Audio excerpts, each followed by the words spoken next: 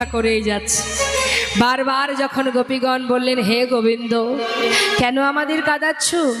এত কহত ব্রজ যৌবত মেলি, শুনে নন্দের নন্দন হরষিত ভেলি, কবি পরশা তাহে করত বিলাস, আনন্দে নিরক্ষয় গোবিন্দ গোবিন্দ দা।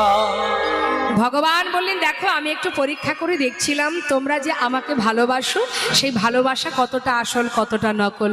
কি দেখলে? পুরোটাই আসল। তাহলে আমাদের বাঞ্ছা পূর্ণ করো। এদিকে রাধারানী বলে, সখী রে, বাজলো স্বামীর বাসি, যেতে হবে অবিসারে, তাই আয় সখী আয়, তোকে সাজিয়ে দিই। রাধারানী বলে, না সখী, তোরা সাজাবি না, আজ আমি নিজে সাজবো। রাধারানী আমার সাজছেন। মা কেমন ভাবে সাজছেন দর্শন করুন। দেখো রায় সাজে, বাঁশি বাজে, না পড়িল